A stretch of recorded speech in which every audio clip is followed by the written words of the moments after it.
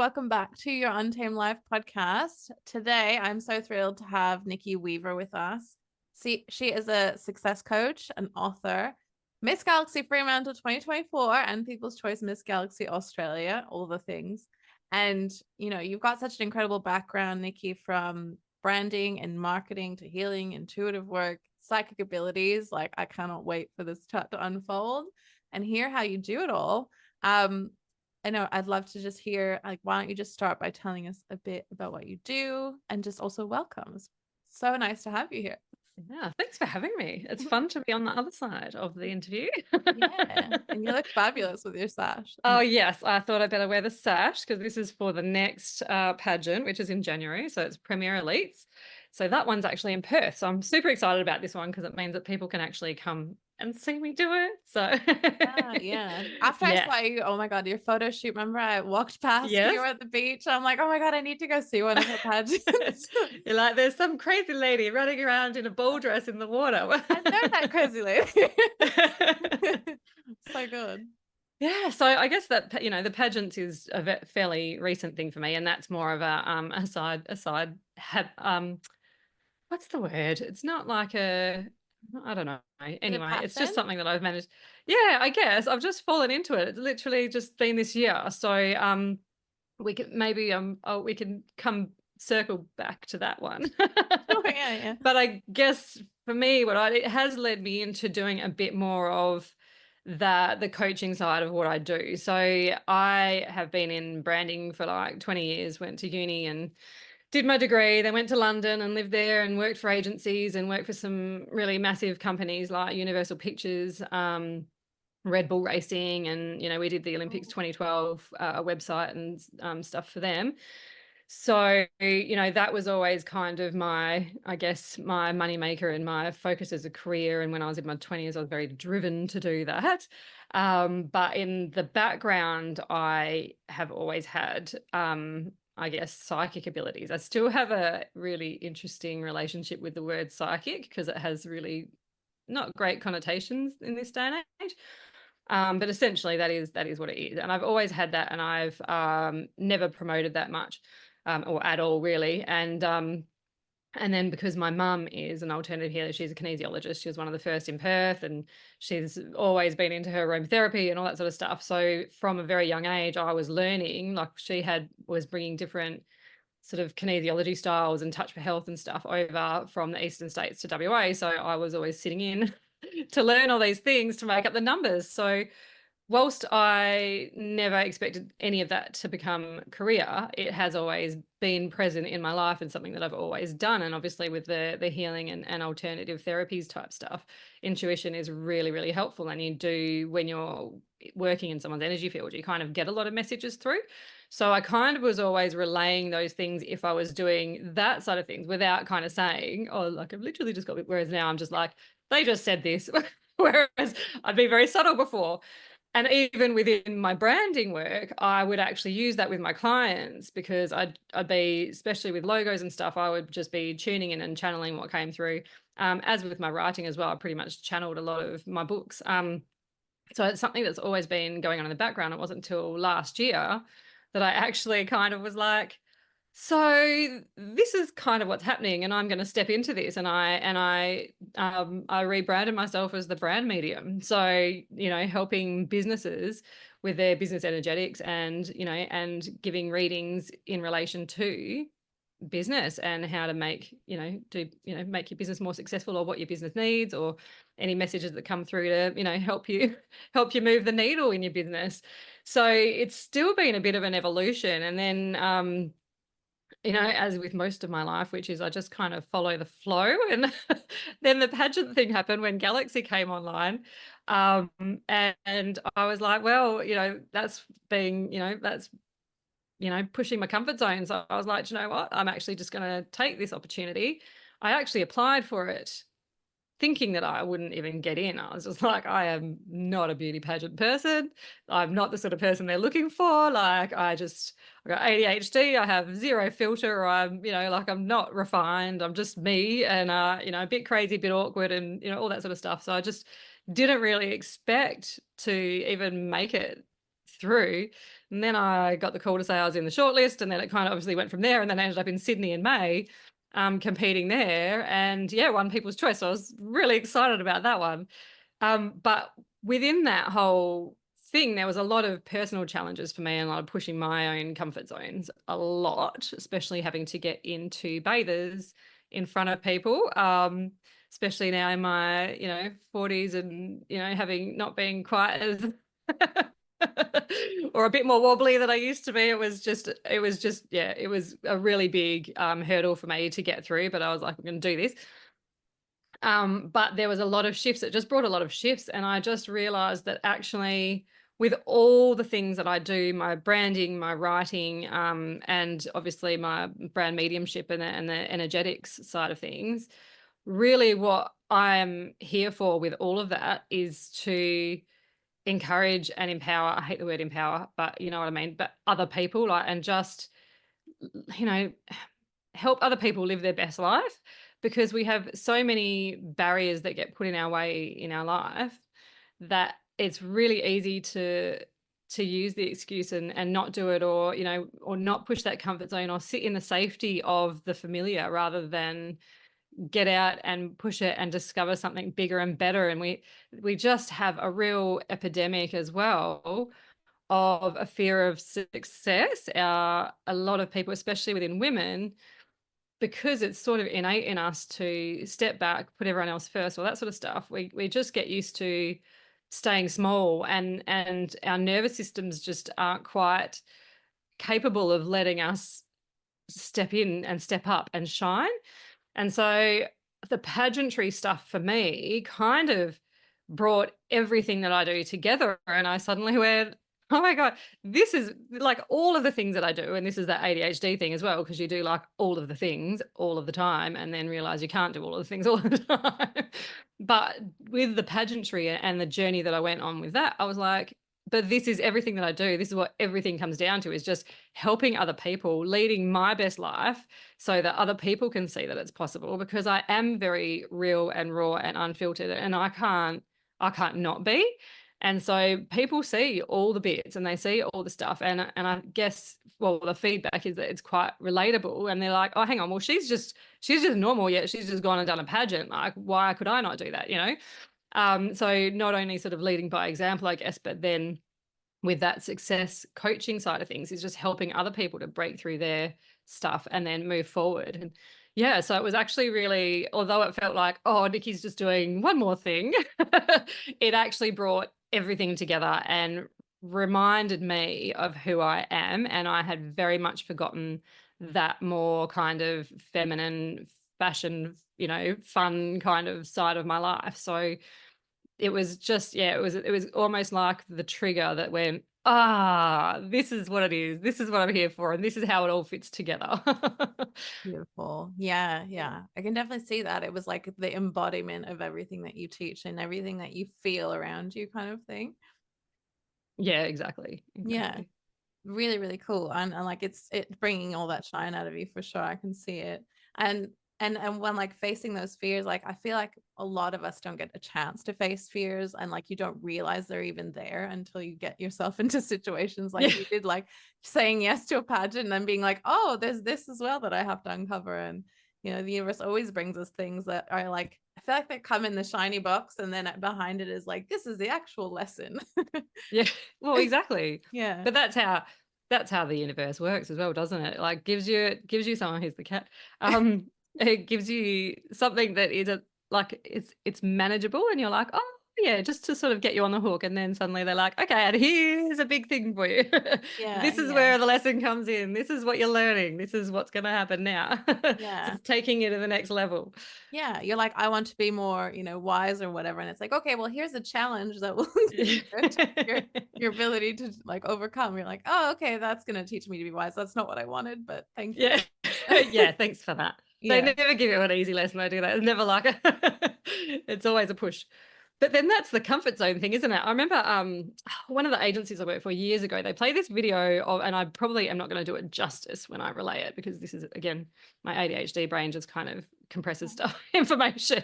But it was this old Jewish guy who he was a rabbi, and he made this comparison of our comfort zones being like a lobster shell. Like lobsters basically grow and grow and grow to the point where they feel like their whole bodies are going to explode, and they basically do just almost explode out of their shell. And so that obviously, as they're growing, it's super uncomfortable. And that point before the shell breaks off is really painful for them. And then in between, they have no shell and they have to go and hide and live in the rocks and stuff until their new shell forms.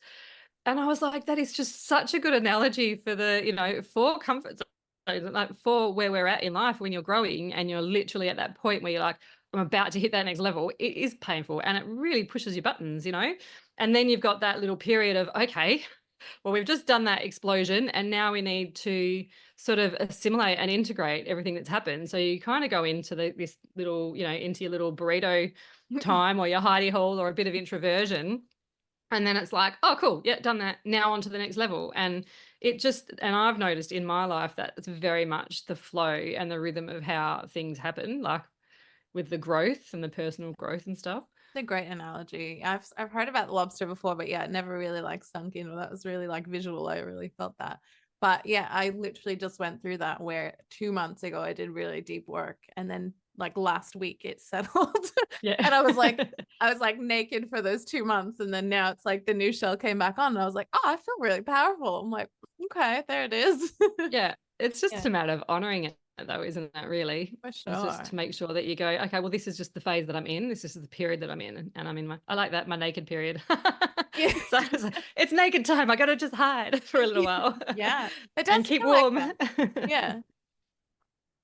That's right. But amazing. I'd love to know more about your like the branding and the intuitive part. I have to ask you because like I do my websites kind of intuitively as well. Like I tap into the person and it's like, how can I tap into that more? And I just want to know like what degree do you what comes in, like words, or how does it come in for you? Yes, it's hard to differentiate for me, to be honest, because it's something that I've always had. And then you're like, is this because of my knowledge, my experience, my uni degree, or is this because of, the other knowledge, the universal kind of consciousness, I guess. But really, I kind of, so there's different types of psychic, so to speak. So you've got clairaudience, clairvoyance, you've got clair, or all the other clairs. So basically you can see, hear, whatever, those different things. And for me, I hear a lot. I always have heard a lot. I used to think I was a bit mental because I would get voices come in and I'd just be like, oh no, what's going on? And it was just, yeah. And so until I kind of started to understand it, I was a bit like, I might be a little bit insane. And it also comes through in your own voice and, kind of feels a bit, yeah, just like that busy brain thing. Which is interesting because that's quite an ADHD thing too. So I still find it hard to separate like which is the ADHD busy brain and which is the me hearing stuff. It's more clear in my older age Yeah. now as to what's what.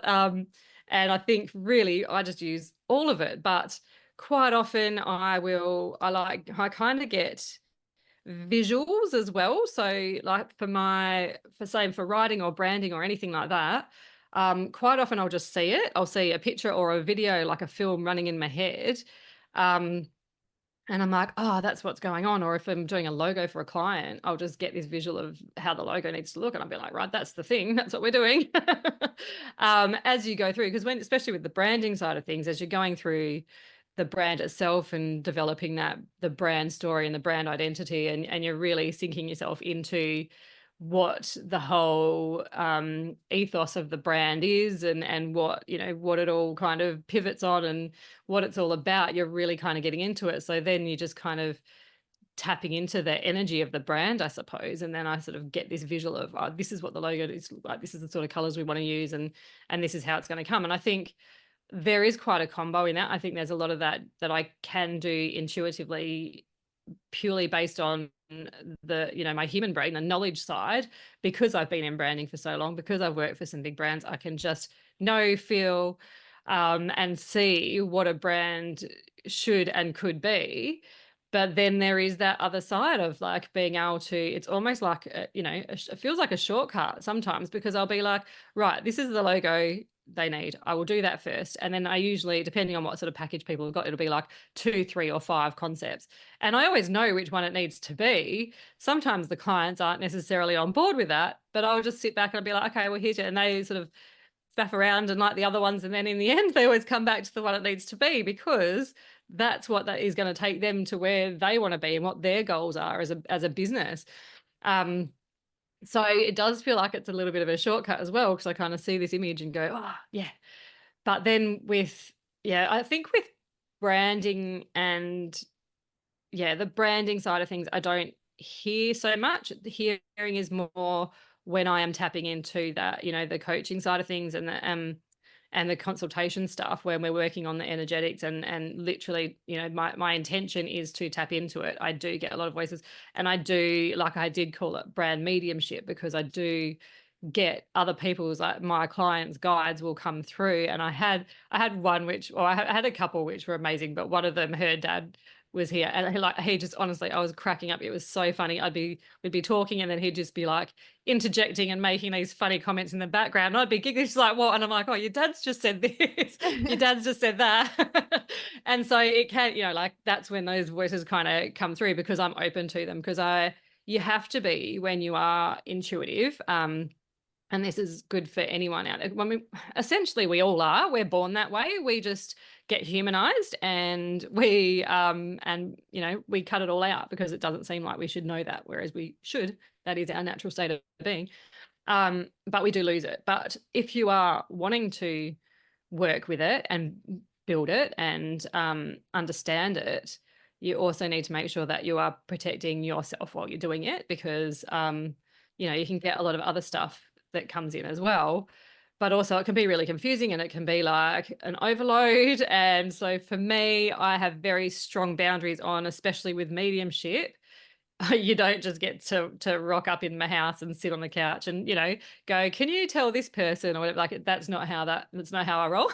Yeah. What was that show? I remember that show years and years ago, where she just, be sitting there chatting. I think I know which one you're talking about. Yeah. Like famous chick. I can't remember it. She has like hair and yes. And so for me, I was like, I'm not down for that. Yeah. So I have quite a few layers of sort of protection, I guess, for lack of a better word.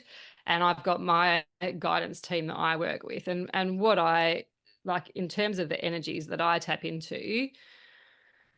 For me, I work with the light. So I've got the, God energy, essentially, the love light energy. I don't work with the dark stuff. I've done some sort of shamanic stuff where you kind of, for myself, I have cleared a lot of my shadow stuff.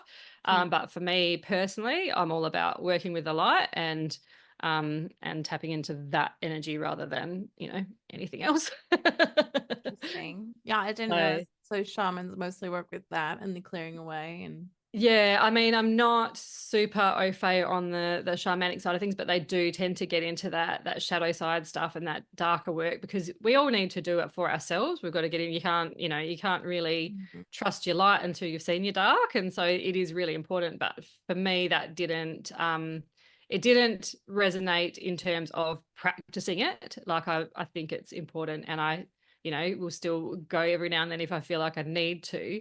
But in terms of being a practitioner in anything like that, it's not for me. I'm rainbows and butterflies. We do all the fun, pretty stuff. Sparkles, for sure. Exactly. Yeah, I did do a bit of work with the shaman, and like the last bits of my grief, we like worked through that, and then I worked through more of it, and then it was like, oh, that was perfect, like the perfect combination. Exactly. Yeah. That's so great. So like, what are you focusing on nowadays in like business and in your personal life? All of it, I guess.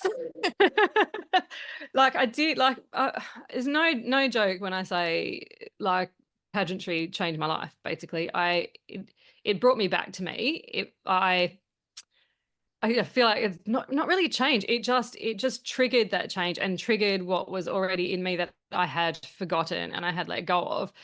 So May I was in Sydney, and that obviously all took off. And then when I got back, I basically had this month of, the naked month really, of just going, wow, okay, that's literally just blown my mind and changed everything. And I have friends going, oh, like, when are you getting back to the real world again? I'm done with your little pageant now. And and I was getting quite offended because I was just like, it wasn't a little it wasn't a little pageant. Like, there is so much more to it than I ever imagined. Like, I mean, on top of the, there's community work and charity work and fundraising and all that sort of stuff. And the sisterhood of the women that you meet is just phenomenal. But it was the personal shifts for me that it literally changed everything. And I got back and I was like, I can't go back to how it was. I can't go back to what I was doing. I can't keep, that's just not going to work for me anymore because I'm now a new me. So I had this month of that introspection, I think, and just and winding down too. And then obviously, because it'd been such an adrenaline rush for such a long period in the lead up to the pageant and this whole new thing that I'd never experienced before. I had a bit of that like kind of spiritual flu and general rundown flu and all that sort of stuff, and just allowed myself that month. And then I had my book launch the following month in July. So that was like book launch month. And then now in August, I'm now sort of coming back and trying to gather it all again now. So I'm pulling it all together, I guess. And like I was sort of saying off air, like a lot of my week this week, for example, has just been social media for all my different things because I've got the author page. So I'm trying to, get a bunch of social media done and loaded in and scheduled out so that I don't have to think about that. And then my business, with the branding business, I'm trying to reposition that a little bit, or more reposition myself within that. And I am I've created some packages that require less of me. And yes, because I spread myself too thin, I go too hard and I burn myself out. And so all of what I'm doing now for this month is really consolidation and looking at ways to create that income without as much of my energy. So even in my Nikki Weaver business, I've created a few other offerings that are a little bit less taxing on me and my energy, because especially when you're doing readings, like I've got the energetic realignment package, which I don't like the name of. I've got to come up with something better for that. But it's intense. So I can do one of those a day and I cannot basically do anything else. Like, it ends up being it's a 1 hour Zoom call for my clients, but for me it's 3 hours because ahead of it I do the energetics and then create the healing and all that sort of stuff. So that's quite a big thing, kind of getting into that. And and then obviously you have the reading where you just like energetically just stuff just coming through. And like I always say to people, I record the Zoom call so you can listen back to it. And I give them notes because I talk, like, I literally just stuff comes out of my mouth and I'm talking so fast that, you're not going to be able to take all the notes on it yourself as I'm talking because it's just all coming out. And then also because I don't remember what I'm going to say, what I necessarily say. Sometimes I do, but usually if I'm channeling, it's just blah, blah, blah. And then I'm like, I read the recordings or, watch the video back. I'm like, I forgot that I said that. Didn't even remember that I said that. But that was really good. I like that because it wasn't really me. I'm kind of just the messenger. So as much as I love doing that and I will never stop doing that, it is really taxing on my energy. And basically that's my whole day. That's one whole day done. So I've created a few other sort of smaller packages that are a little bit less intense for me at my end, still gets the same, or, not the same result, but a similar result when, in a slightly easier way, and then cheaper for people as well, because the realignment package is a big one, purely because it is, it's just it's a day's worth of work for me essentially that it takes me out for. So really that's my focus at the moment, is just trying to find ways to continue with all the businesses and all the things that I do without burning myself out. Yeah, fair enough. Yeah. Wow, it sounds intense. Did you find it hard at the pageant, like, because you were surrounded by so many people's and so many people's energy? Was that like a hard experience for you in that sense? It was and it wasn't. They usually recommend that you share a room, and I was like, that's not going to be happening. I'm not going to be doing Yeah. that. That's one thing that I can't compromise on, because if I was in someone's energy field all of the time, I wouldn't have made it through that. Not to mention the fact that I had like so many big dresses and stuff, and I struggled for room being in a room on my own. So I still have no idea how the girls managed to share rooms and have all their stuff everywhere. Hmm. Um, so I think from that respect, because I was able to bring myself out, go back to my room, we had like a bit of downtime in between each thing. That kind of kept me going. I think and obviously you're picking up everyone else's stuff, but again, I was quite conscious of, because it was just such a big personal challenge for me. I was quite selfish in my own energy, I guess, and was very like, I was keeping myself very protected and very I kind of went into my own little bubble. So even though we were down and, I was sort of chatting with everyone and, bonding and all that sort of stuff that you do, because, it's just a group of amazing, gorgeous women. I still had a little bit of a bubble on, because I needed that, because it was just such a big personal challenge for me. And there were so many comfort zones being pushed that it was really like I just kind of had to do what I had to do for myself. So yeah, so I think because I had those boundaries down, it wasn't overwhelming. But situations like that I hate going to shopping centres. Just I will always just put my headphones on and then go in, do what I got to do, and then come out. That I just too. I always yeah joke that I'm like, I look autistic. And I'm like, yeah. oh, it's fine. That's a great thing. I'm like, I I love don't it. care. Yeah, Yeah. exactly. I mean, I remember like even in my young years, getting followed around by security guards because I thought I was stealing something, because Oh gosh. I literally just go like a space out and I'm like, I don't even know what I'm doing. And then I'll be just wandering. And then I'm like, what was I doing anyway? Or I'll just be standing there, because the energies, before I kind of really understood what was Hmm. happening, I was just like, and Wow. obviously looked very dodgy. Yeah.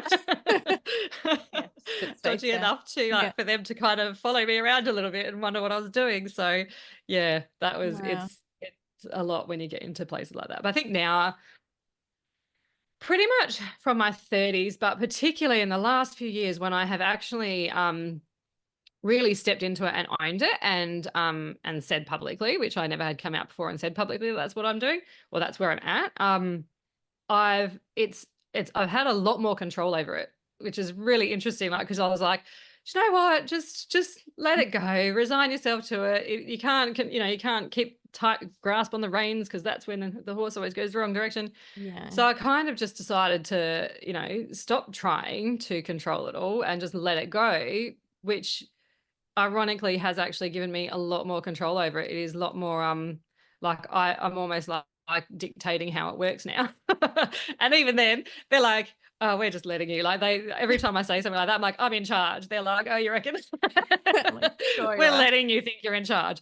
But they are, like, we're working together so that it works for me, and that it only comes in when I want it to come in, and I only get what I want to come in. I don't have like as a kid, I'd have a lot of nightmares and stuff with this. I had this really horrible, like deep man, scary voice that used to come into my head, and I didn't know how to deal with that. And it was usually when I was sort of starting to go to sleep.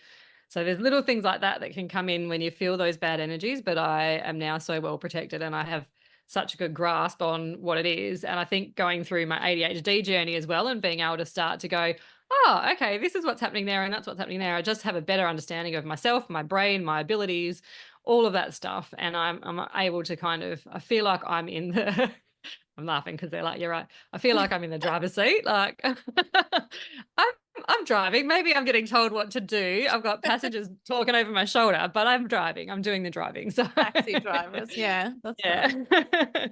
That's so funny. That's funny. You're making me like reflect on just who I was when I was a kid. I was very sensitive, and I'm still very sensitive to like people's energies and like hiding myself away sometimes. And I'm like, there's been something there that's been like bubbling, and like to explore this more. But it's really fascinating what Yeah. you've gone through. That's exciting though. I think that's always worth exploring. Yeah, well, it's kind of like, I don't know, it's lined up with like how I read people for what I do too. And I'm like, okay, so there's something I'm gonna let happen. And what you're saying there, like releasing the trying to control is like so true in everything, and like maybe that's just where I need to go as well, and just stop trying to like stuff it down. Yeah. Yeah. Well, I think that just goes with everything. Anytime, like the tighter that you're grasping, Yeah.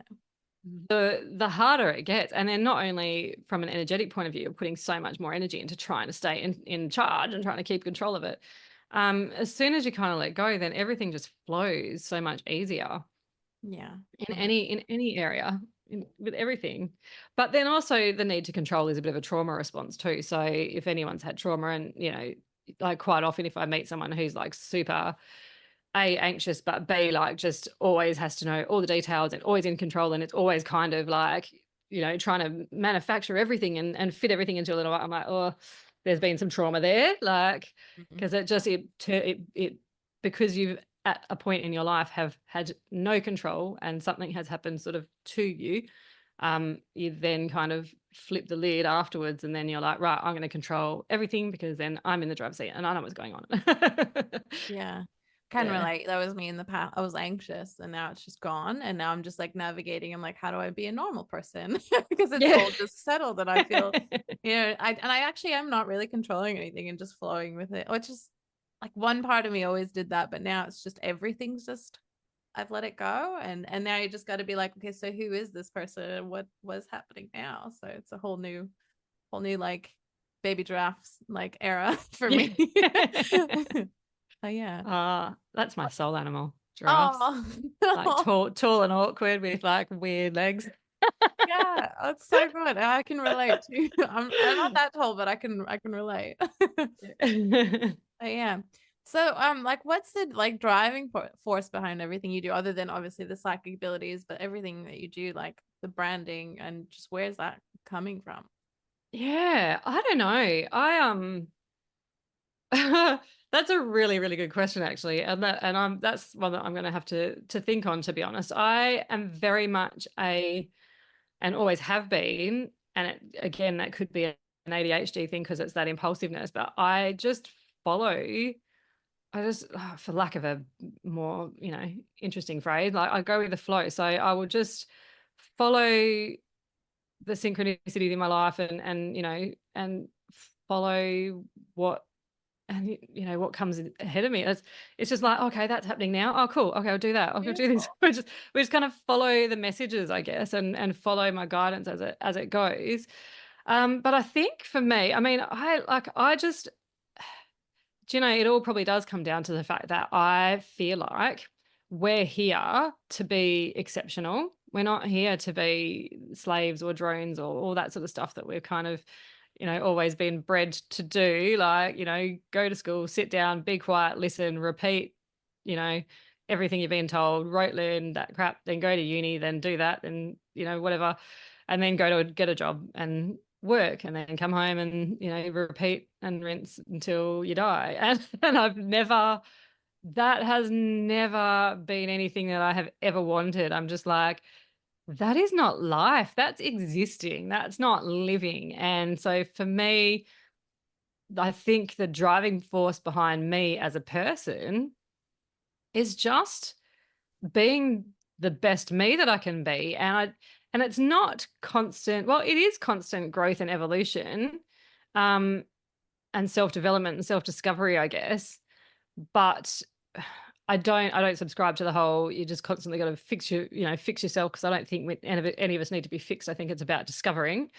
But I think for me it is just seeking out like what makes me and what makes my heart sing and my soul sing, and what can I do next, and helping other people. I feel like I am here to, you know, to show others that there's a different way as well. And I just almost want to wake so many people up and be like, come on, you don't like the only limitations that we have are the ones we put on ourselves, because we just, we'll get told, it can come in childhood, like, you get told like, oh, you can't do this, you can't do that, or, like she'll never be this or she'll never be that or whatever. And we take it on. And I think for me, I want to show as many people as possible that they are what they want to be. They decide, not anyone else. You decide what you want to do. And the moment that someone says you can't do something, it's the moment that I'll be like, do you know what? I am going to do that just because you told me I can't. So I think, yeah, for me, it's just that constant strive for making myself the best I can be, making the world the best I can be, kind of spreading love. And really it's all about raising our frequency, right? And the more people who, you know, if we get our frequencies up, every individual who brings up their frequency, then the world kind of rises, and we kind of get to this better place. And I feel like there's a much better way of living and being than what we have created as a society. And I guess I just want to live my life to the fullest and tick off all my life goals, which is why I do so many different things. And in the process, hopefully help other people do that too, I guess. Totally. And if not actually helping people, then at least just showing them by me doing it that things are possible. That helps them, that's for sure. That's how people learn, right? That's the clan mentality. But Yeah. I can definitely relate. That's what I like to do the same, and just like follow the thread of whatever shows up and just go through that and try and raise the vibration of what I'm doing so that it ripples out. And with this podcast, trying to share the fact that you can do anything, and you can go for what you want, or whatever opportunity comes towards you, or open your eyes to whatever opportunities might come your way. And just really just keep going. Yeah. Like unlock that within you, because we're here for a short time. And do what scares you as well. Because usually that's the thing that you need. Like, sure. I think people just get caught up in the comfort of and safety of the familiar and the known, and the unknown becomes this scary thing. And then it's interestingly, so I've been watching that. I didn't watch the Olympics. I think No. it was just, I feel like this whole Olympics was designed to tear people apart, basically. But what I have seen on my feeds and stuff, even just with the breakdancing situation, and I'm not going to pretend like I know what went on there. I haven't even seen the entire thing. All I've seen is the snippets that have been, made into memes and stuff. But my initial thought was just, well, dude, she was good enough to qualify in the Olympics. Like, it's so easy when you're sitting behind your computer or behind your television to sit there and go, oh, that person sucks.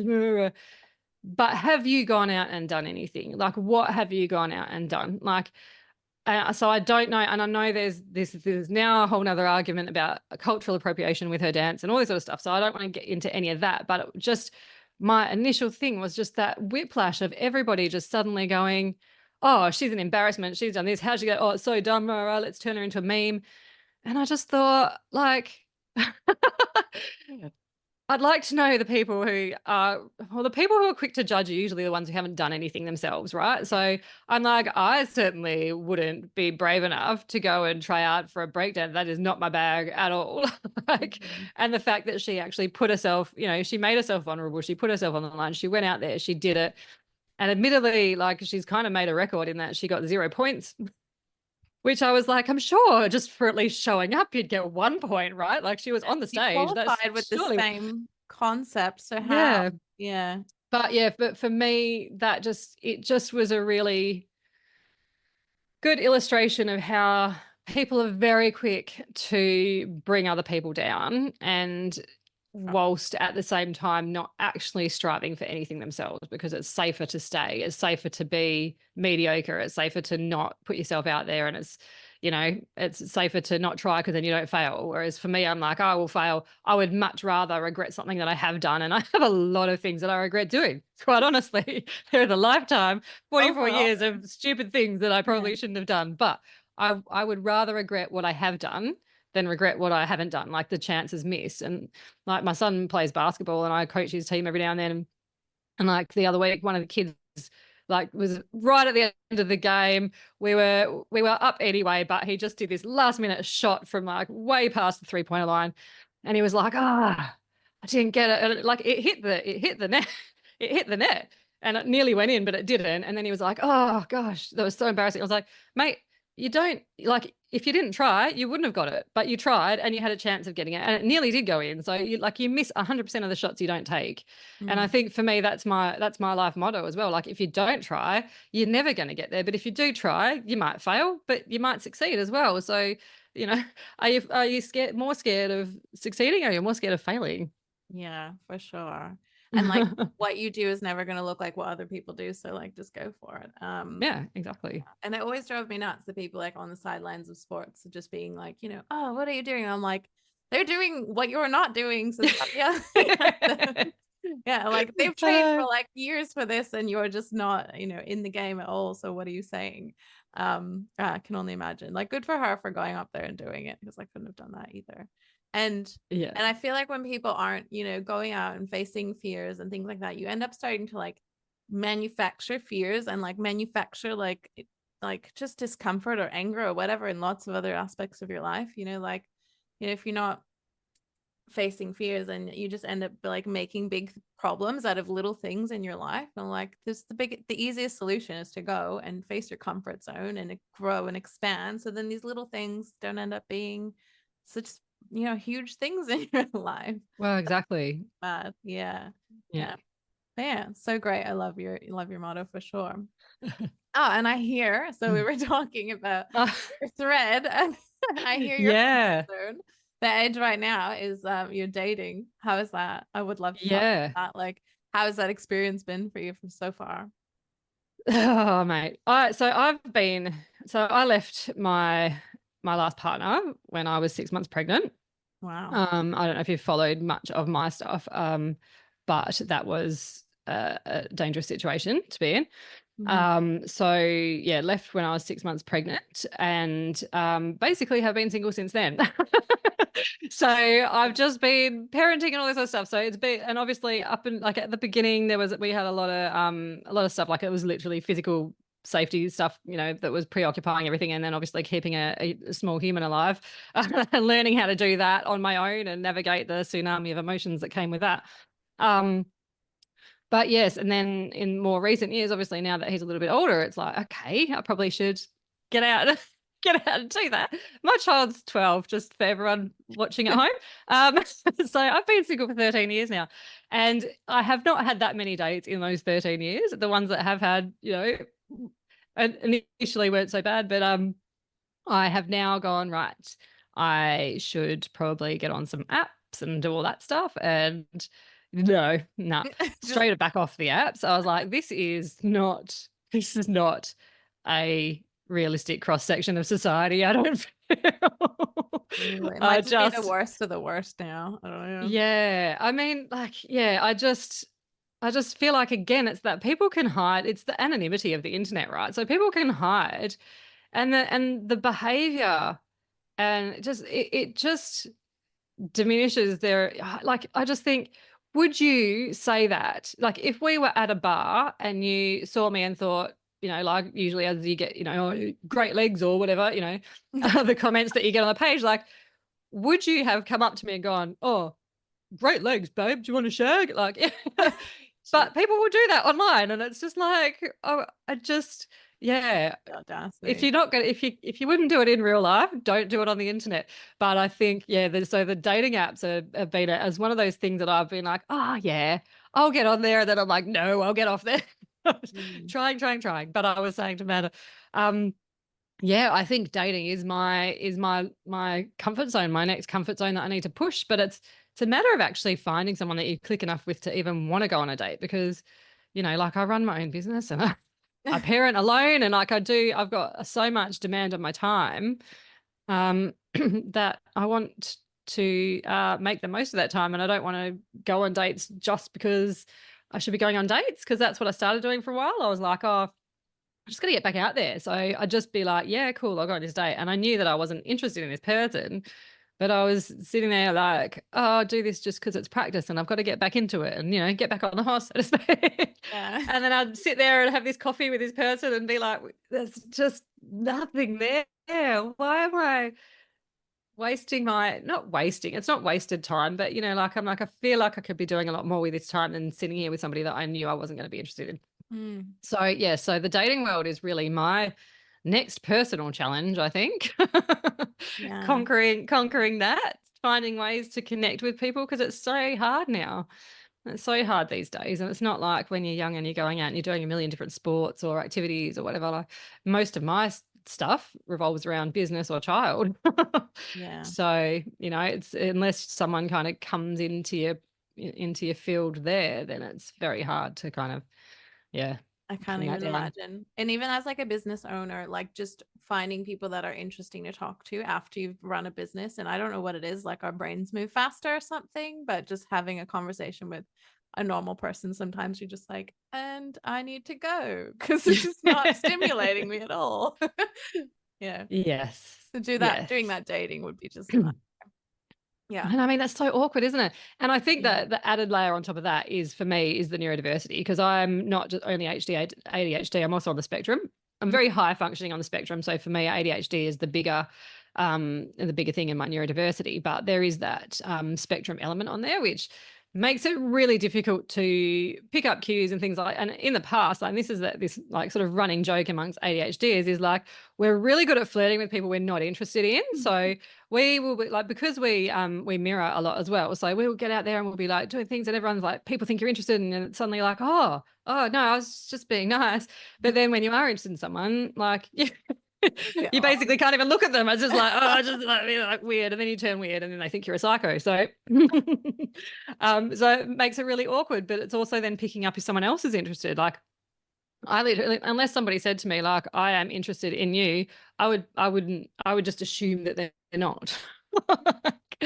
Because so many times over the years, in my younger years, when that was more of a bigger thing before I got married to my ex-hubby, um I misinterpreted so many times, like one way or the other, whether it was I thought they weren't interested, found out they were, or thought they were interested, found out they weren't, in the most embarrassing of ways. And it just makes it's just sort of led to me then going, it's just safer to assume that people aren't, unless they say otherwise. But then you miss really obvious cues. And then, like, I've had friends go, he was like trying to talk to you then, right? And I was like, oh no, I didn't. Didn't click on that.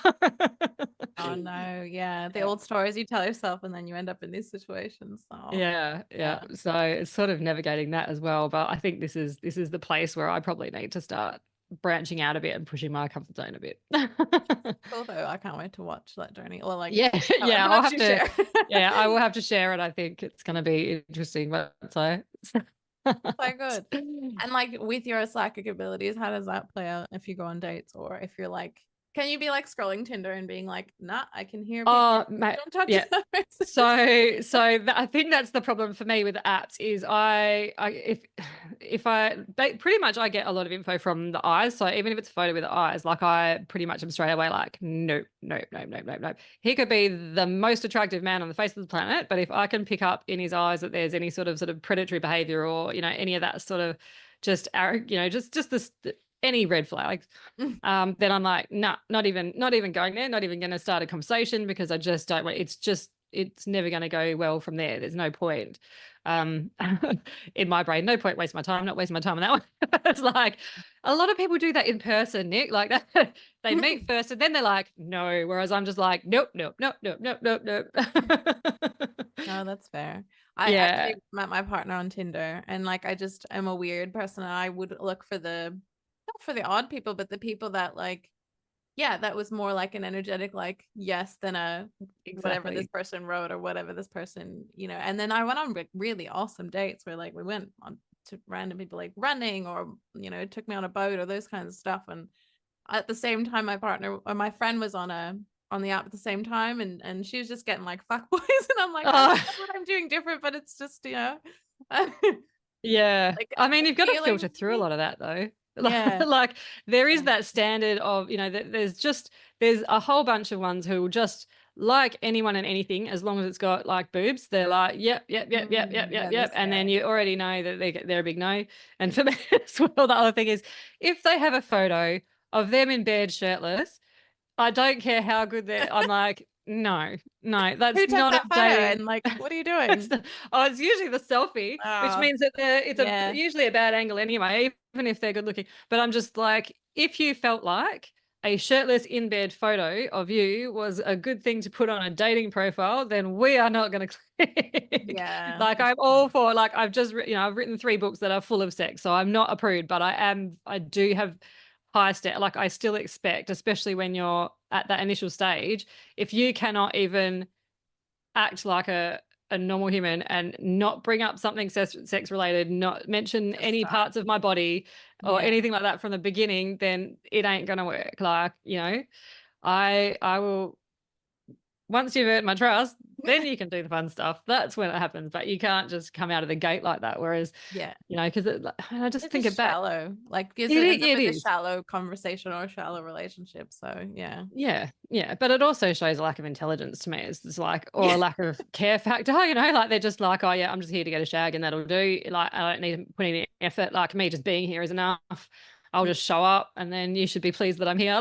Like, mate, Yeah. I've like built myself a really good life. I'm really happy with my life. I would love to have somebody to come and share it with me and have a partner in crime. But like, I'm not like, you just being present is not ever going to be enough for me. Like, do you know what I mean? Like, it's got to be a two-way thing. And I'm not going to be someone's mum, because there's so many guys who just, it's like, I need a man who can lead, like someone who is confident, they know themselves, they can lead, so that I can actually let go of the reins a bit. Like, you are forced into, especially as a single mum, you're kind of forced into your masculine a bit too much, running a business and running the household and all that sort of stuff. You have to be the protector, like, you've got to be everything. So for me, I'm in my masculine way more than I want to be, but I will do that because I have to do that. That's what I have to be. But I want to find a man who can take that role. They can be the man, and I can then actually step back into my feminine more often and be in my feminine more often, and do that sort of nurturing, caring, nails and hair and dresses and all the fun stuff that women want to do. But if if a man cannot step up and cannot take the lead, then I'm not gonna just hand over and be like, yeah, sure, off Yeah. you go, here's my life, you can just be in charge of that, righto, where we go. Yeah. I don't know if they expect that, or if that's an old default that we had, and then it's expected. I don't know. Yeah. Yeah, like my partner literally just asked to go motorbike riding, and then I was like, yes, and that felt more like leading, and it felt like all of that too. And I was like, this is what I need, and then we just spent every day together after that. So let's just put it out to the universe that Nikki needs a leader. Everyone Yes. listening to this. Exactly, Yeah. exactly. But I think also I've been refining what I will and I won't accept. And I've had a lot of coming from a, abusive background, I accepted a lot of shit that I would not accept now. Like, Yeah. I would, yeah. And I don't even entertain any of that anymore.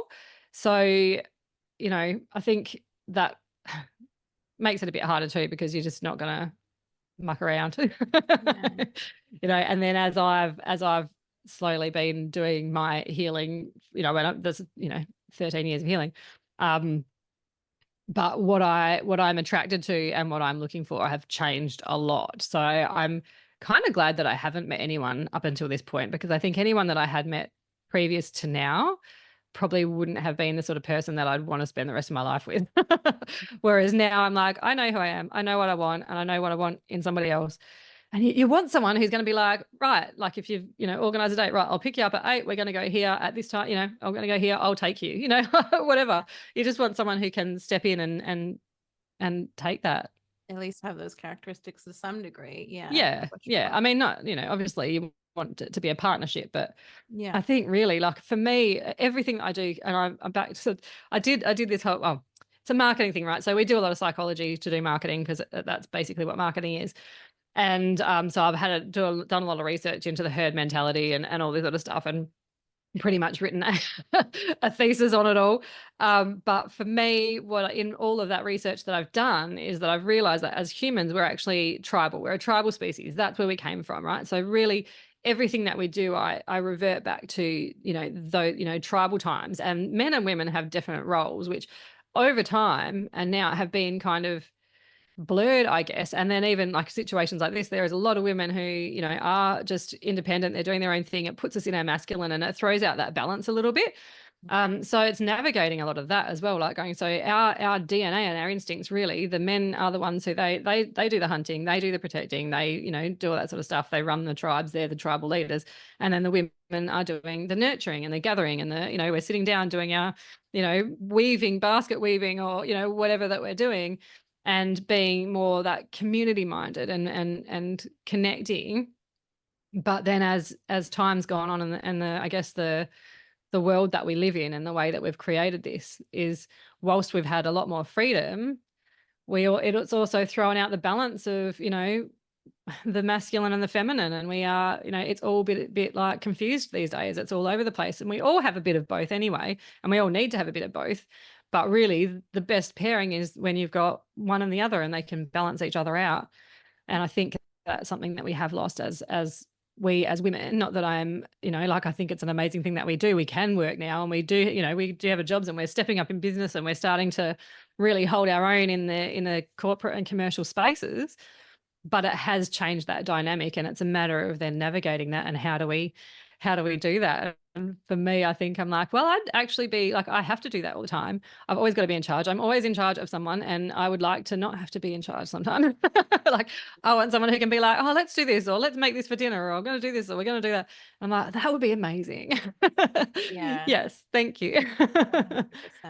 It is Yeah. difficult to navigate. Yeah. Like, I'm really grateful I've like grown with my partner as I've become more masculine in a sense, because I've been, started my business and all of that.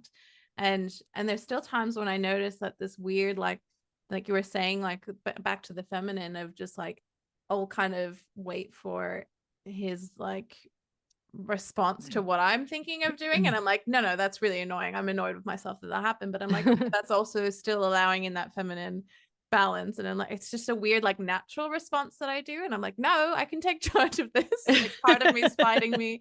Yeah. But yeah, like, navigating that balance is just like definitely key to just getting us to a better place. We're all trying to like grow and get to like a really beautiful life. So yeah. Exactly. Yeah. But I think if you've got a good balance, and then, when you are in a partnership, a proper partnership, a healthy one, you can be vulnerable, and you can kind of sit back and be a little bit submissive and go, no, that's fine, because they've got your back. Yeah. When it's problematic is when one partner is trying to control the other, and it's not then an equal partnership, and there's no way that you'd want to. And obviously, having my background, that used to scare the crap out of me, is allowing someone else to take control of my life again, and me, not having that. And that's a lot of the stuff that I've had to work through as well. But when you've got a healthy partnership, you can actually be like, no, it's okay, because they've got it. Like, I can trust them. I can actually, put down my sword and shield and let go and be vulnerable and just let them do that, because they've got my best interests at heart as well as their own. They're not trying to control me or get anything out of me. And that's a, a healthy relationship. Yeah. And then it's okay for sometimes for you to be like, actually, no, I'm just going to decide. Yeah. Because that's the ebbs and flows of life. Love that. So do you feel like you were able to put down the sword and shield now as you're navigating it? Yeah, I have. And again, that took a long time, and that's another trauma. That's sort of a rebound of a trauma response as well, is that you're then just like, oh, no, I'm not going to let anyone near me or hurt me or whatever. Got all the armor and the protection on. And for me, that's been the last few years. But I think a lot of that has been tied into stepping back into myself and owning the psychic stuff, discovering the ADHD stuff, going back into the pageants and going, I love this stuff. So my ex-hubby, which was before my child's dad, he was he was quite that masculine man, and he did always have my back. And so I was very feminine, and I was always in pretty dresses, and I always had my hair and nails done, and I was like, I didn't have to worry about things. It was just like, that's fine, because he's just, especially because he's like 6'5" or something. Even going, I was like, I just physically, him being there, it makes me mean that I can just be, be my pretty little dresses and my high heels and, do all those things. And I think that's part of what I lost when it was, the tables were turned.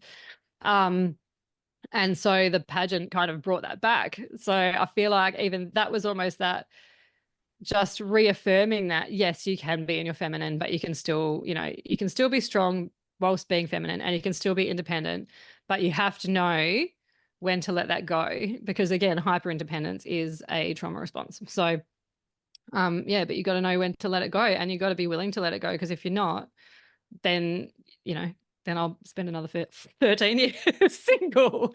But it is really scary. And I think for me, that's even like, and especially seeing some of the guys on those apps and stuff, which is why I've ended up deleting them, because there's so many predators on there.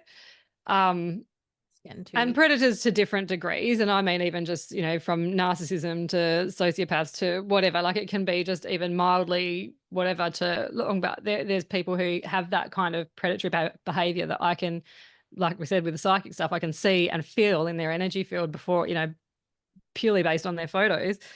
Because it's easy to be that on there, and they can just, and it literally will give them everything they need to be in control of someone, because everyone, I don't put much on mine, because that exact reason is like they will just read that and then they'll say whatever you want them to say, because you've already written it all on there. So it's just such a good playing field for people who are in the market to control other people. Not that I think anyone specifically does it consciously, but that's just that learned behavior, and that, that's just how they operate. So yeah, so it did push a lot of buttons when I first got on there, which I think is why I kept going, like I'd go, no, delete it, get off. And then I think that's why I'd be like, just try again, because every time I kind of went back on, I'd be a little bit more resistant. Like I wouldn't get that panic in my chest when I saw this person who was like, they are just not, they are, they're not going to be nice. They're going to be, that is an abusive relationship. I can see that one happening. And the trigger is just not there now, like it used to be. So I think we've hit a good point at there, when I'm now not triggered by it. I'm just like, nah, don't think so. No way, whereas before it was a bit like, oh God, that's panic, I can't do that. And then I literally straight away feel that, the armor coming straight back up again. Whereas now I'm like, I'm just not even, it's no relevance to me. It doesn't matter, Nikki. You just swipe on. If they're not your person, you swipe on, that's fine. They'll be for somebody else. And there are people like that as well. There are people who do actually thrive better when they're in that kind of relationship. And then those relationships work fine. But yeah, so there is still a process happening, I think. Yeah, it's a process. And yeah, all you can do is keep going, facing your fears, facing that edge of your comfort zone, and just doing it. That's exactly right. Yeah. I love to ask on this podcast just about, like, are there any like criticisms that your mind gives you, not just in dating, but in everything else that you do?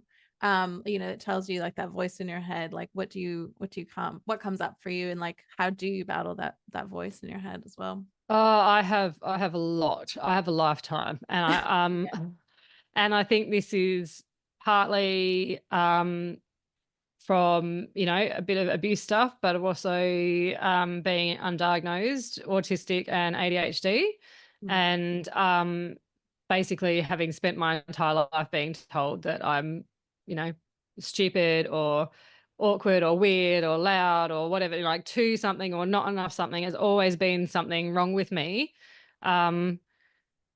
purely because of the way that my brain functions. So that's been constant. And then I think off the back of that struggle with, as you start to go through school and you start to, then it's like, oh, I'm dumb, I'm stupid, I don't really understand, whatever, like, or I'm weird, because socially I'm very socially awkward. I'm a bizarre, I'm a weird, I am weird. It's just, that's just me. I can't help it. I'm weird and awkward. And so which doesn't fly with kids, because kids can be mean and kids pick on the weakest target, right? So because I was so weird and awkward, there was a lot of bullying that happened, which then led to me doing a lot of comfort eating, which then led to me going from, my nickname was praying mantis because I was like tall and skinny and had no control over my limbs, to being Dumbo because I got really fat and then I had big ears. And then so that, then you add that layer of, I'm not just dumb, I'm not just weird, I'm now fat and I'm ugly and I'm whatever else, and all these things. So there's so many voices in my head for my whole life, basically, that just kept telling me how bad I was, how not enough, or how too much I was of anything and everything. And I think that, that's kind of my my default setting, because that's the programs that happen when you're really young, right? So whenever then you do get under pressure, we kind of have a tendency to go back to our default setting. In the last probably, I mean, I've spent a long time and a lot of my life doing that. And it's interesting now with the knowledge of the neurodiversity stuff, that I think was the biggest thing that helped ease a lot of those voices. Was now that I understand, is like, okay, I get why I do the things I do, and I have words and the vocabulary to explain what's going on for me. So when I'm going into overwhelm, because I get sensory overload, whereas my child is sensory seeking. So he will have like a podcast going, the TV on, he'll be playing his game, which is at like there'll be all these things, and then he'll come in and try and talk to me, and I'll just be staring at him going, Yeah. and in the past, I would have got like, he would have got annoyed because he's like, you're not listening. And then I'd be like, I'm trying to listen. There's too many things on. Then I get annoyed. I'd be like, turn the TV off or whatever. And it'd kind of spiral. And then since I got diagnosed because he did basically, we've had the words to be able to use. So we've been able to have those discussions. And if that's the situation that's happening, he'll come in and he'll start talking, and then he'll look at me and he'll see the look on my face, and he'll be like, oh, I'll just go turn those off. Hang on. And then he'll just literally go and turn it off and then come back in and then talk to me, because we now understand and we can communicate that. So I think that has made a big difference for me and my understanding of myself, and not being so hard on myself, because the moment that those sort of voices start to come in, it'll be like, no, this is what's happening for you right now. So for example, I decided I wanted to learn French. So I went to a French class, and I was just doing it because I wanted to learn French, because I did it when I was younger. And then when I was traveling as a young, in my 20s, I met a French guy, and I made the mistake of saying I wanted to learn French, and then he would only talk to me in French.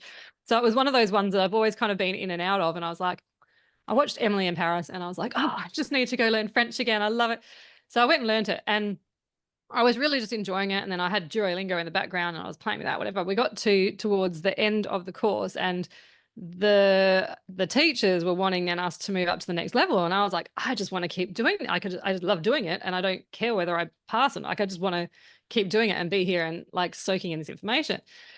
But one of the classes, she, like, in front of everyone, she called me up and asked me to answer a question. And my brain, and this is very much an ADHD thing, like being put in the spotlight, being caught, like we'll know the answer to things, but our brain, as soon as we're asked that question, you just stop. And I was sitting there going, oh my God. And I was like flicking through my notes, and the things would have been right in front of me, but I just was in panic mode. So I couldn't see anything and couldn't do anything. And normally I would have gone, oh, it's just because I'm so dumb and I can't get it. And I actually was like, no, that's not what's happening. And I actually stopped, like, because I feel myself in the panic, and I actually stopped and I said, I'm not actually going to be able to answer this for you. I've just gone into panic mode. So my brain switched off, and I pretty sure I know the answer, but I just can't recall that at the moment. It's not going to happen. So then she was like, oh, okay. And then she kind of went on to someone else. And I was like, in the past, that would have been a situation where I'm like, oh, I'm such an idiot. I'm so dumb. Like, I just, why, how come I can't, like, I should have known that or whatever. And then got really angry at myself, where I was just like, no, you're put on the spot and your brain freaked out and went, this is not okay. And then that was all that happened. So I think when you have that better understanding, it helps to negate those voices. So I think really that's for me. And then I guess the pageantry stuff has helped with the body image stuff as well, because like, I was like, how am I even in a pageant? Like, what are they even thinking? Like, letting me into this thing. Yeah. And then the bathing suit factor, that was Dumbo was right there with me, and I was just like freaking out, and I had tears, and there was all sorts of stuff. And then, and then I did it anyway. And then I was like, oh my God, like, I can do it. And now I can look at photos of me in that bathing suit, even though I hated that bathing suit. And I'm like, I look okay. I don't know why I was so stressed. Like, it's fine. Like, it was fine. Like, I don't know why I just was having those moments, but I had to really talk myself down on those ones. The swimsuit one in particular. Yeah. I heard something that was apparently like, it takes us 5 years to look back at photos and be like, oh, I actually looked fine. And I'm like, what do you mean 5 years? But it's true, right? You look back and you're like, I remember hating myself in this moment, and then I look amazing. Like, what am I doing with my life?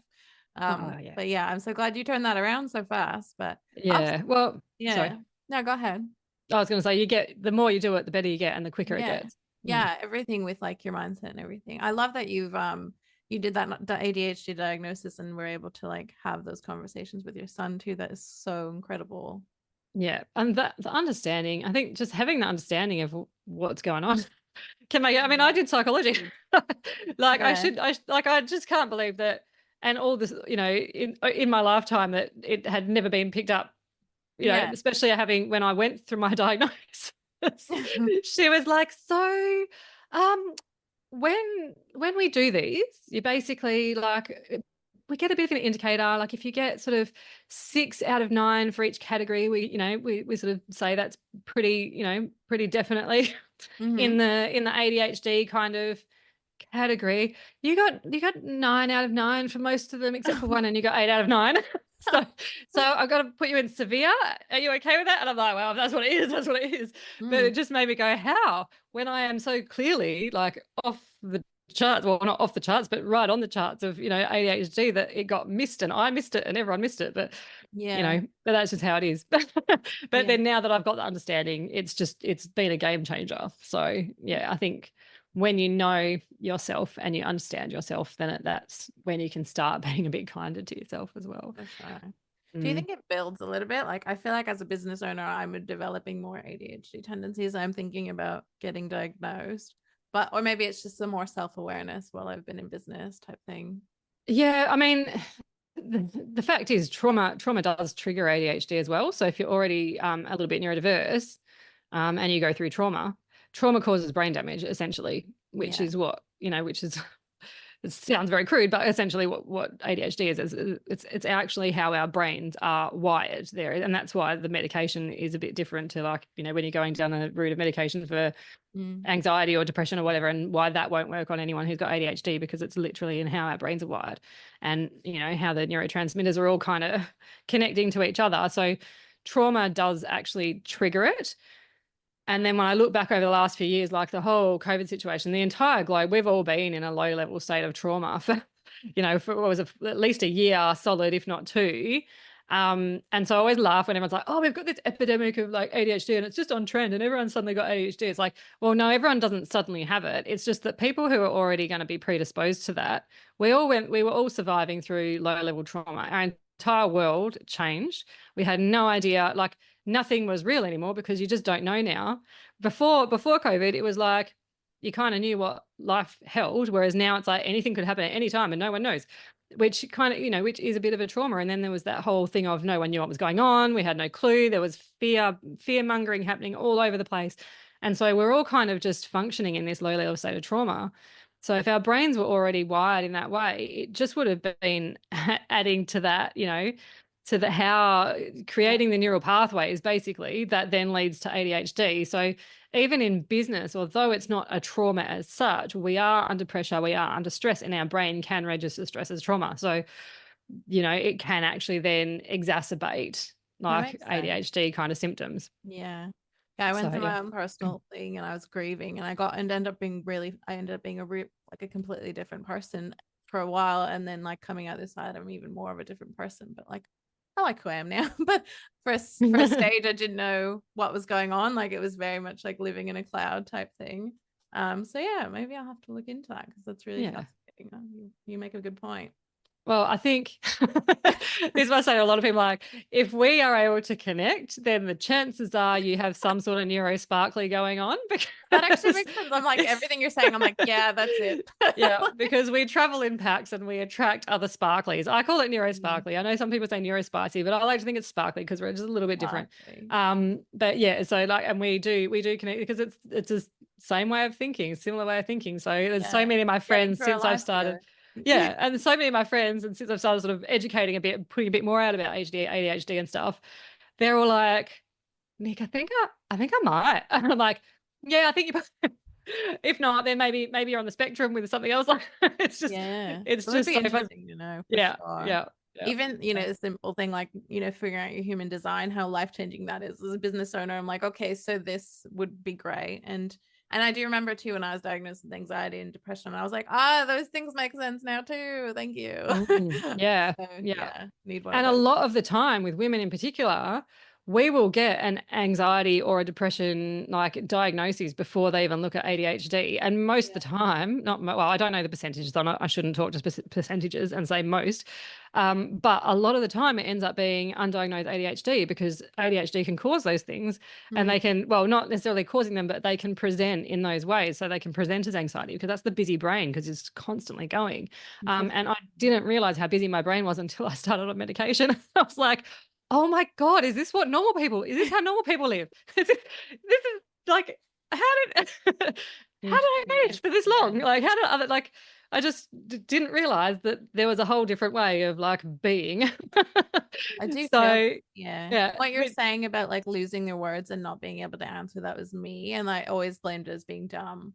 But no, I think you might be right, because I just get a freeze and it just goes away, like completely blank.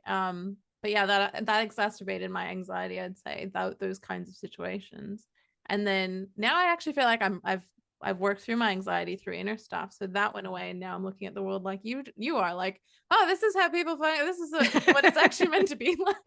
This is how normal people function. Yeah, but then now I'm like doing weird things, or maybe I've just have the space now to notice the weird things that I do, because I'm not like anxious, like constantly. Yeah. Like I felt like I was always revved up, like my whole body's just and now I'm like really calm, but I'm like, okay, I'm doing weird stuff, like, forgetting, or, I don't know, all over the place, or like hyper focused. And then I'm doing 7 things, and Yeah. and I forgot the like garage door open, and this is like the funny memes I see, but also like the serious ones where I'm like, oh yeah, that's a bit not a good thing to do. Yeah, so yeah, it's all Yeah. just unfolding. I like trying to explore that area. Yeah, I think you're right as well when you said you're a bit calmer now. So like when you're in panic mode, you're in fight or flight. So Yeah. logic, you actually don't have the ability to think logically. Logic goes out the window when you fight or flight. So anything like there is just no possibility of retrospection or introspection, because you're in survival mode. You're in panic mode. You're literally just doing what it takes to keep yourself alive. Or your nervous system is like, we just have to stay alive. We just have to work. We can't worry about all that other stuff. And so once you're kind of out of that panic mode and that survival mode, and your nervous system is a little bit calmer, you can actually sit back and go, that's weird. Yeah. That's an odd thing for me to say or do or whatever. Like, yeah, that's interesting. Now I have Because you've got the time to be like, space. Yeah. And you can step back from stuff as well. You're not just in that tunnel vision, survival focus on just this one thing at a time kind of mode. Yeah, for sure. I'd love to hear about your books before we have to wrap up as well. So what's your most recent book that came out? So it's actually a series. So it's fiction. I've got a pen name, which kind of began mostly because of safety concerns, because there's a lot of, the theme is essentially it's around the domestic violence stuff. And I wasn't ready to share that as myself at the time. So my author name is NJ Ewing, and she's written this Stories From series. So the first one is Stories from the City, then it's Between City and Sea, and then it's Stories from the Sea. So it kind of follows, I've got sort of 4 main protagonists in each book. And for me, I'm like, I sort of said earlier, like I did psychology as part of my marketing degree. And so I'm fascinated by the human brain, and especially now with all the neurodiversity stuff, and I'm learning all these, more things. I just always loved that almost behind the scenes thing, and the fact that like, you can have a room full of people and every single person will have experienced that event differently. Like we've all just got our own filters and our own perspectives. We see different things that other people don't see, or hear different bits that other people don't hear. So I was really fascinated by that, and I wanted to write a book where you could see the story from different angles, because when you've just got that one person, you're hearing the whole story from their perspective. So I have multiple kind of narrators, I suppose, within my books, and it follows these characters through their journeys. And it's a steamy romance, spicy romance. You gotta, so there's all of that in there. But there's a lot of hard-hitting topics. Because like I'm all about keeping it real and stuff, but particularly for me with the DV stuff, after going through it, like I went through like family court. Then I had to go through, like family violence counseling, all this sort of stuff. And I met a lot of people through that journey who stories were almost identical in terms of things that would be said or done in the household and that sort of stuff, which just made my brain start going, oh, this is just fascinating in a really depressing way. But also just, hearing people's stories of how they got to where they got to. And I mean, some of them, I was so lucky. I was honestly so lucky in my situation, and having met a lot of people in these just really dire situations. But the common thread was like, none of us realized we were in it, really, because you've been so well manipulated, you've been so well controlled, and you're made to feel like everything is your fault anyway. So you are just in this cycle of something's wrong.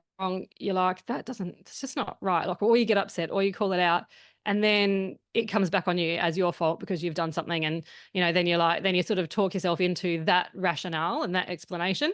And so that's, to me, I'm like, I'm a well-educated person. I'm a very kind of independent woman. And yet I still ended up in that situation.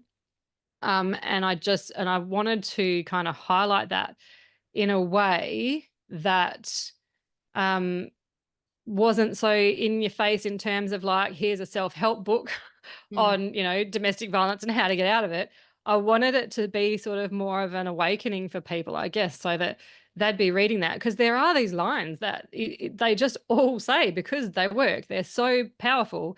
And yeah, so I just kind of wanted to throw all those into the book. So, people are like, oh yeah, it's like a 50 Shades kind of book. That sounds great. And it looks like a 50 Shades book. So, partners are not going to, raise an eyebrow at it. Yeah. But then in reading some of the things that kind of go, I'm hoping that it might just get some brains ticking over and being like, oh, hang on a second. That sounds familiar. Wait a minute. Like it just starts to get those cogs turning. So that was kind of my hope for it. And I had, and probably still will, because I've chatted to Jen, who runs the CEO of Worthy Australia. So we're going to try, and I want to sort of partner with them in some way to try and make that happen. And initially, my goal was to have like hardcover books where on the inside of the cover, hidden, we would have like, if you've got, so the main antagonist in the book is Dom. Like if you've got a Dom in your life, so that it's still quite subtle, here's some numbers to call, like, and make it all very subtle, so that if they do need to get out, it can also help them get out, rather, as well as just identifying it. So I don't know how. I'm just waiting for it all to sort of play out still, because I've just released that third book. We just had that, the third book, which is kind of it's kind of, I guess, the conclusion of that particular storyline of the woman who was in the DV relationship. So I'm now kind of venturing into that next stage of like, okay, so how do we then bring that original goal into fruition, and how do we then help, tie that into, helping people, like, more than just awakening them. So that's some conversations to be had, which is connected to my Premier sort of journey as well, because my platform with that is the DV stuff. So that's where I'm kind of at with that stuff now, is seeing how, what's the next thing that I can take, how can I do that next step to actually really make an impact and help people with that. Like Worthy is great. Like I, did a bit of a fundraiser for them at the end of last year. But they can only do what they can do with the funding that they get and all that sort of stuff. And are there other ways that we can help Worthy and help support people and do, like, what can I do? How can I actually get out there and be more helpful rather than just raising money and awareness for Worthy? Like, there's got to be something more that I can do.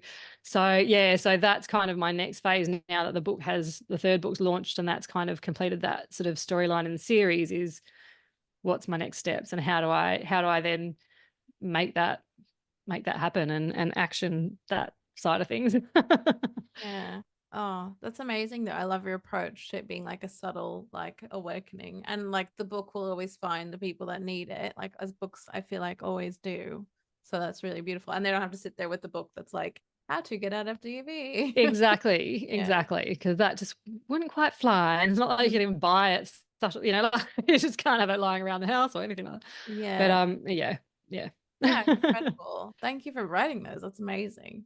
Yeah, it's been a fun journey. It's been an interesting journey, and it's a bit of like art imitating life and life imitating art at the same time. So, Mm. I started the books before I got into that situation, and I'd written this character, and I was like, she just was having really weird responses to things, and I was like, don't really understand it because, like I said, I was sort of channeling as well.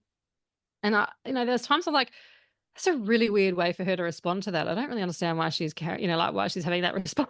And Mm-hmm. then I obviously had my personal experience and I went, oh, do you know what's happened? This is why she is the way she is, because this is, like she's come from that. So it actually, like the DV element didn't factor in my book at all. It was all just very, it was really light romance up until I had that experience myself. And then it was like, oh, that's actually just made my whole book make sense. And I now understand why I was writing that in the first place, because it didn't really have a point to begin with, which I think partly is why it's taken me so long to get that whole series written as well, because I just started writing because I was getting these scenes in my head and these characters coming through. And there wasn't really a point to any of it, but I was just like, I just need to write it down and get it out so that I can get it out of my head. And then it was my personal experience that actually then triggered the crux of what this whole, what the whole storyline was about. Yeah. So mum's like, can you write a comedy next time? Next book needs to be a funny one, really lighthearted. Yeah. Yeah, I think that's how we'll go.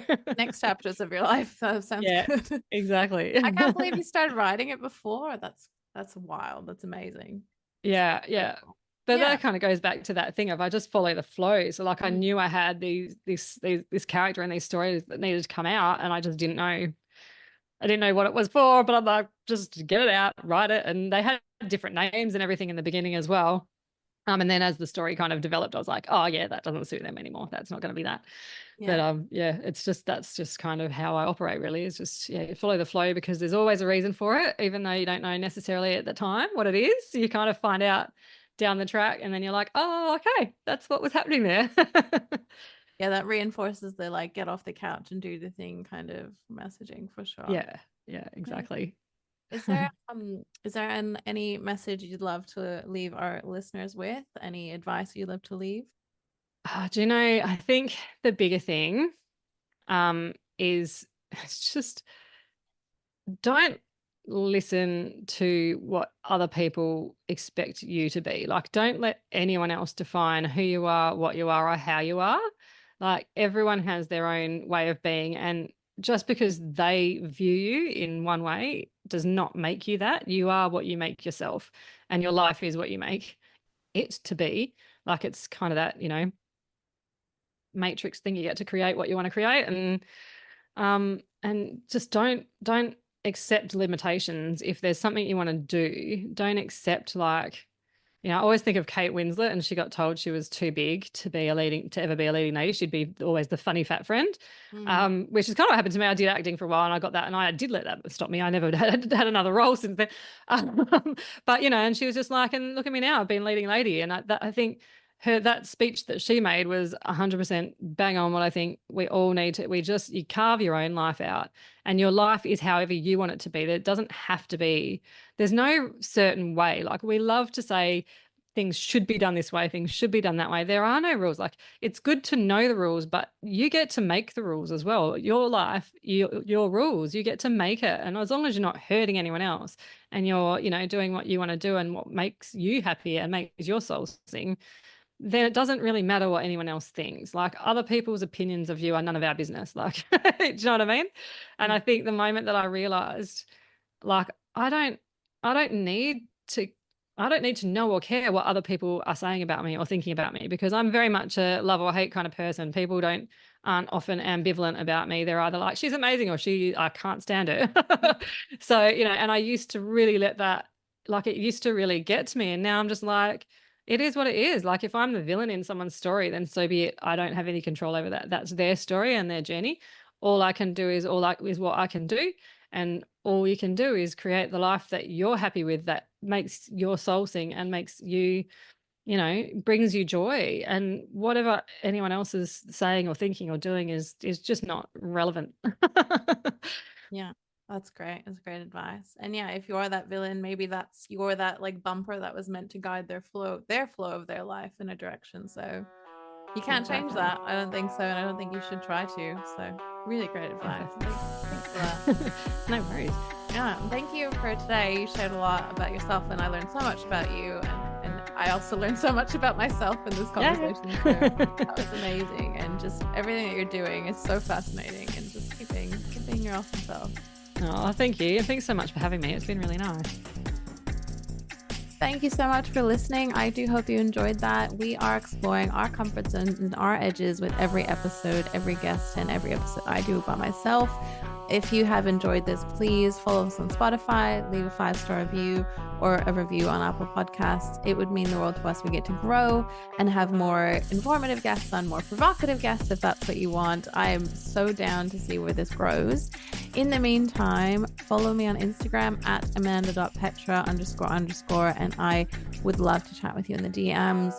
What hit home, what didn't, what came to mind. It would be really cool. So I will see you there, and thank you so much. See you in the next episode.